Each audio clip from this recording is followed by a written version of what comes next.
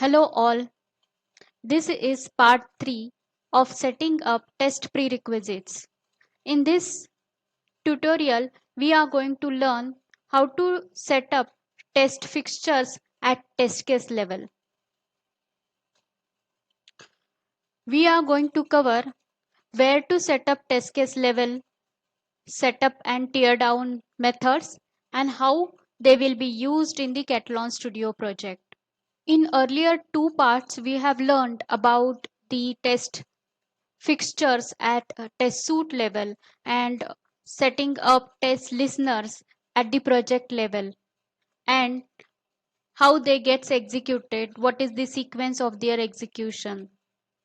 Now let's see how to set up these things at test case level for particular test case.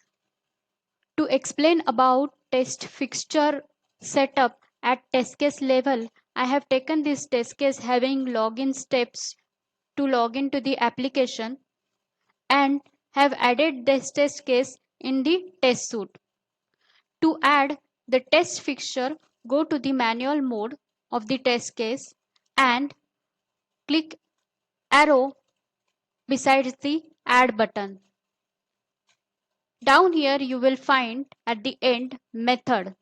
Click that method and name it. I will name it as setup test fixture, and here you will find the methods. I will select the setup and then I will click OK. The setup method will get added. Now in a similar way I will add tear down method. To add tear down method I will give the name and I will select the tear down checkbox, and you can select the tear down for which action you want this tear down method to be. You want this for the failed test case or the test case passed or the error test case or the general tear down method. So I will take a general tear down method and click OK. Go to the script mode and see here you will find the added methods. Now you can add your test steps over here, and you can add your test steps for tear down method for that test case. So these setup and tear down methods will be specifically applicable to this test case only. These will not be applicable to the whole project or the test suite or another test case. I will add my line of code of println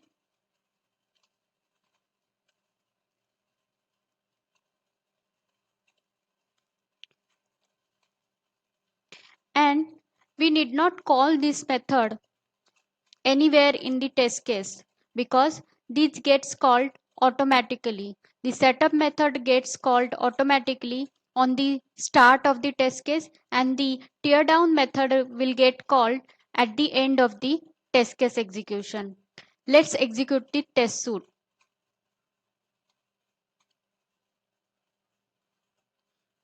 If we use the test listeners and test fixtures at test suite level in this project along with the test case fixtures, then the highest priority will be given to test listeners. Test listener will be executed, and then the second priority will be given to the test fixtures from test suite level, and then test case level fixtures will be executed. Our execution is done. Let's check the logs. In the logs here, setup test fixtures method is executed, and then our test case is executed, and then at the end of the test case the tear down test fixture method is executed, and then the report is generated. Let's check the report now. In the report here, setup test fixture has been executed, and then the other steps in the test case are executed, and at the end tear down test fixture method is executed.